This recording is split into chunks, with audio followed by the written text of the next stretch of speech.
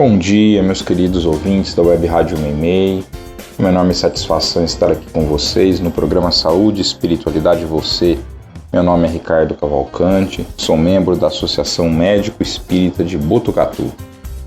E hoje nós estaremos conversando sobre um tema que está sendo muito falado nas mídias nos últimos dias, em decorrência da sua gravidade, que é a catástrofe que aconteceu no Rio Grande do Sul, com as enchentes que têm afetado uma quantidade muito grande de pessoas. Um fenômeno realmente sem precedentes no Brasil.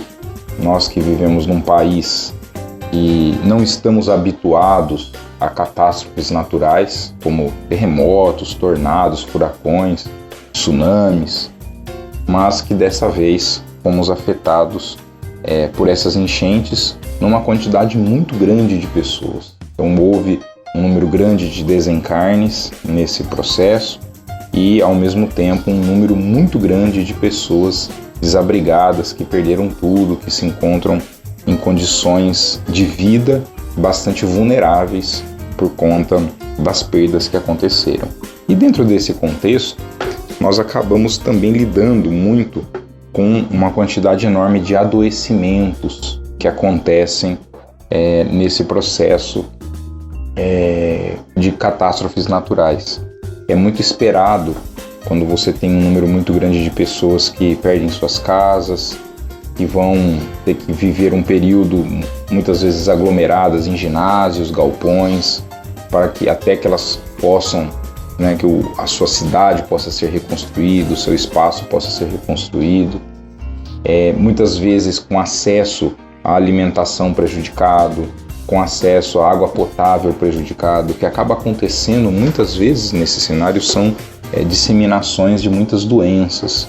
Então existem doenças, por exemplo, como hepatite A, que muitas vezes acontece nesse tipo de ambiente, doenças diarreicas que podem afetar porque são transmissíveis por vírus, por bactérias, que podem afetar um número muito grande de pessoas. E ao mesmo tempo que a gente tem doenças como, por exemplo, a leptospirose, que pode ser transmitida nas enchentes, através da urina do rato. Muitas pessoas que têm contato com enchentes acabam adquirindo essa doença. E existe hoje no Brasil uma preocupação muito grande em relação a esses fenômenos para o Rio Grande do Sul, por conta de tudo que está acontecendo lá, inclusive com uma grande mobilização das sociedades médicas, para que se possa fazer uma intervenção e tentar prevenir com que todas essas doenças possam afetar essas pessoas que estão desabrigadas e que sofreram de maneira muito significativa com as enchentes no Rio Grande do Sul. A nossa ideia hoje aqui é nós tentarmos entender um pouco, na visão espírita, como que a gente pode interpretar todo este fenômeno, entendendo o nosso processo de evolução, porque tantas pessoas sofreriam esses problemas de uma maneira tão abrupta e o que isso teria a ver com o nosso processo de evolução. Isso estaria dentro da justiça divina? Seria um fenômeno que é à parte? Como que a gente deveria entender isso? A doutrina espírita ela traz para nós um entendimento muito importante acerca dessa questão, que primeiramente a gente precisa entender que todos nós temos um processo de evolução individual. Todos nós fomos criados como espíritos simples e ignorantes, estamos num processo de evolução em direção a um objetivo final, que é nos tornarmos espíritos puros, espíritos felizes, onde nós alcançaremos a nossa perfeição, uma perfeição que certamente ela é relativa diante de Deus, mas que permite com que as nossas potencialidades estejam todas desenvolvidas. E dentro desse processo, dessa caminhada de simples e ignorantes para espíritos puros, nós estaremos transitando entre o mundo espiritual e o mundo físico, vivendo as diversas reencarnações que nós precisamos experimentar para que a gente possa ir aprimorando-nos tanto moralmente quanto intelectualmente e dentro desse processo submetidos aí à lei de causa e efeito, que é extremamente importante para nós, para que a gente possa, né, uma lei que ela é educativa, que tem o propósito de nos aprimorar, de nos mostrar que muitas das nossas decisões foram equivocadas, que a gente precisa tomar um outro caminho, um outro rumo diante das faltas que nós cometemos, das transgressões às leis divinas que nós cometemos, que a gente precisa modificar o nosso caminho, a nossa trajetória, para que a gente caminhe em direção à nossa perfeição.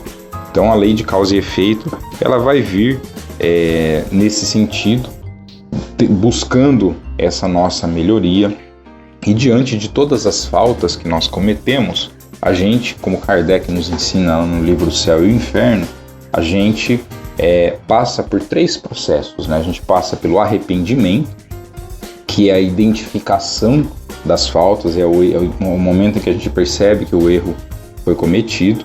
A gente passa por uma fase de expiação, que é aquele momento em que a gente vai, vamos dizer assim,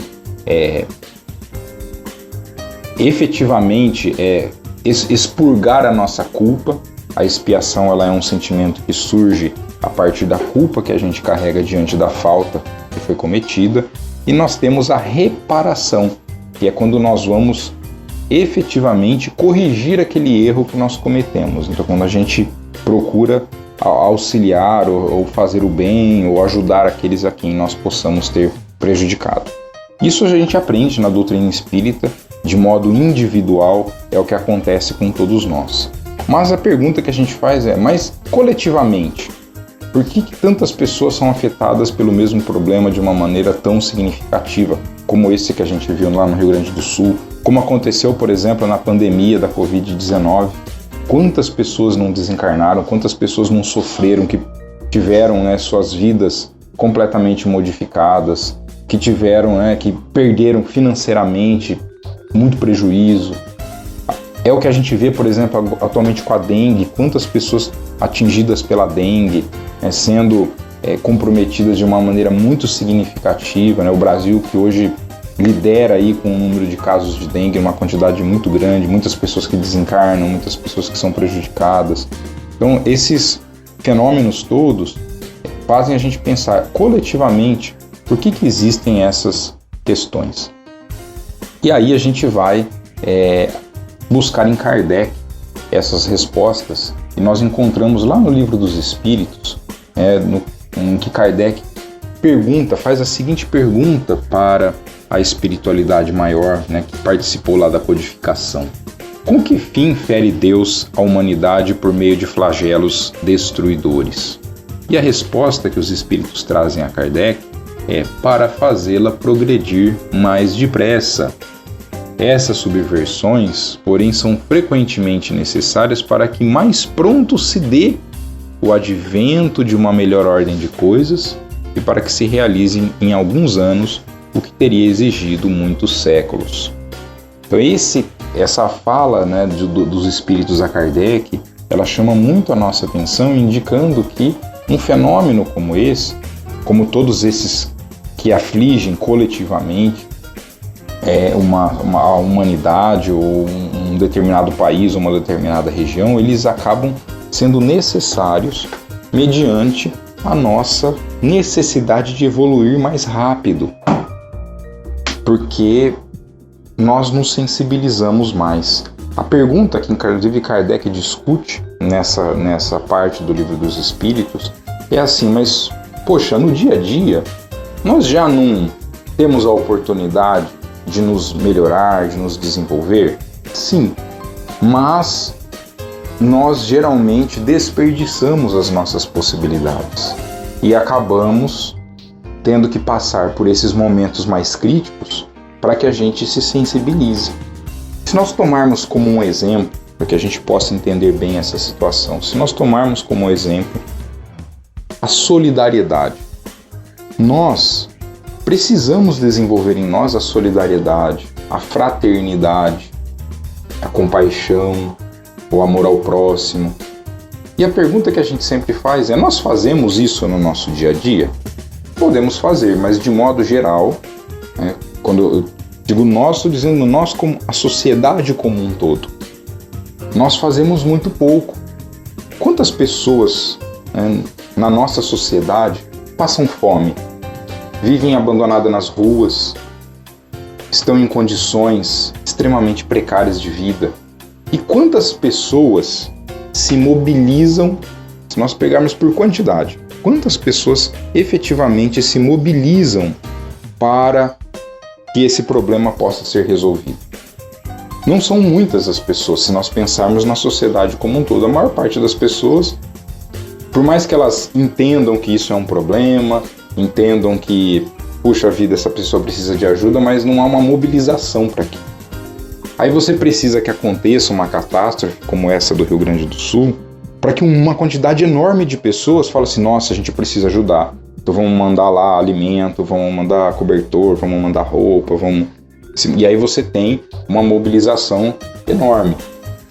Eu digo aqui, por exemplo, por Botucatu, aqui em Botucatu, até sexta-feira, já tinham sido enviadas ao Rio Grande do Sul 14 carretas de alimentos e água potável e cobertor, roupas para as pessoas que estão lá no Rio Grande do Sul. Aí a gente para pensar, poxa vida, né? Mas no dia a dia, sem ter a catástrofe lá do Rio Grande do Sul, a gente teria tantas pessoas se mobilizando para isso? Geralmente não. E aí vem o sentido, por que uma catástrofe dessa acaba sendo necessária? Quer dizer, precisa acontecer coisas muito ruins para que a gente se mobilize. Então isso é um ponto bastante importante que a gente precisa refletir e faz com que esse tipo de fenômeno ainda seja necessário acontecer. Então aquilo que a gente precisaria, levaria muitos anos para evoluir, uma catástrofe dessa permite com que a gente consiga avançar em pouco tempo. Emmanuel, no livro Chico Xavier Pede Licença, fala para nós a seguinte frase diante desses flagelos, dessas catástrofes coletivas. É por esse motivo que, de todas as calamidades terrestres, o homem se retira com mais experiência e mais luz no cérebro e no coração para defender-se e valorizar a vida. Ou seja, nós aprendemos com esses momentos. Aprendemos intelectualmente, nós nos desenvolvemos porque nós aprendemos a lidar melhor com os fenômenos da natureza, a gente cresce com isso, tecnologias são desenvolvidas, métodos melhores para controle das situações são desenvolvidas, a saúde geralmente melhora nesses momentos, ao mesmo tempo em que permite esse desenvolvimento íntimo de cada um de nós que vive esse momento para uma sensibilização para o desenvolvimento da nossa solidariedade, da nossa fraternidade. E por que esses fenômenos acontecem de uma maneira conjunta?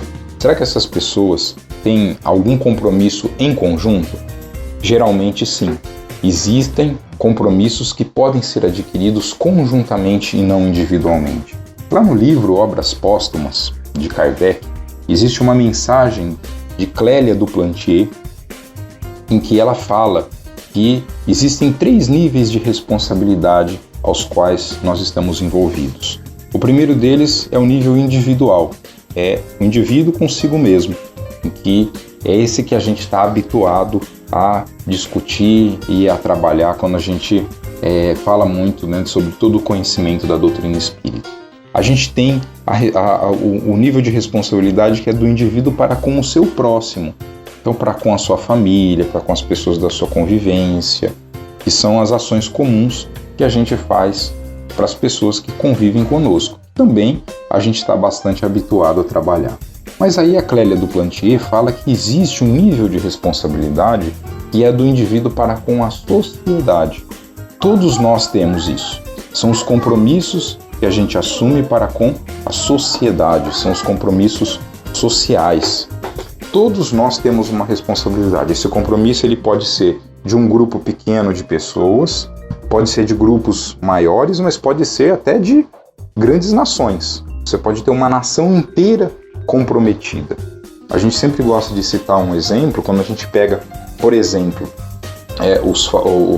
toda a perseguição que houve na época da Segunda Guerra Mundial contra os judeus na Alemanha. aquilo é uma responsabilidade assumida por uma nação. Você tem uma nação inteira perseguindo um povo, que gerou toda aquela perseguição, aquele holocausto. Então isso gera uma responsabilidade coletiva. E coletivamente essas pessoas, em algum momento, elas terão que resgatar, terão que expiar aquela situação, terão que vencer aquele momento. Então isso é muito importante. A gente precisa lembrar que essas responsabilidades, elas vão ser tanto resgatadas de forma individual, mas elas também vão ser resgatadas de uma maneira coletiva. E aí Emmanuel, lá no livro Chico Xavier Pede Licença, continua dizendo para nós: é assim que muitas vezes renascemos no planeta em grupos compromissados para a redenção múltipla. Criamos a culpa e nós mesmos engenhamos os processos destinados a extinguir-lhe as consequências. De forma que nesses contextos, certamente você tem ali toda uma população envolvida dentro desse processo, resgatando processos, transgressões do passado que foram comuns a todos eles e que, de certa forma, não é por um acaso que cada um que está ali, que está vivenciando aquele problema, que está participando daquilo, tem a sua responsabilidade. E nós temos, como por exemplo foi na pandemia da Covid-19, responsabilidades que são mundiais, ou seja, todos nós, do planeta todo, carregamos conosco responsabilidades coletivas. E é por isso que muitas vezes a gente sofre essas grandes catástrofes, esses grandes flagelos. Mas lembrando que isso acontece diante da justiça e da misericórdia divina. E nós sofremos certamente muito menos do que os males que nós causamos. E que nós, diante de todas essas situações que são terríveis, que geram muito sofrimento, muita angústia, muitas perdas, a gente precisa encontrar caminhos novos para a nossa reconstrução, para o nosso aprendizado, para que a gente possa efetivamente aproveitar a oportunidade e não ter que vivenciar momentos como esses no futuro. Fica aqui para a nossa reflexão, para que a gente possa passar a nossa semana. Que Deus nos abençoe.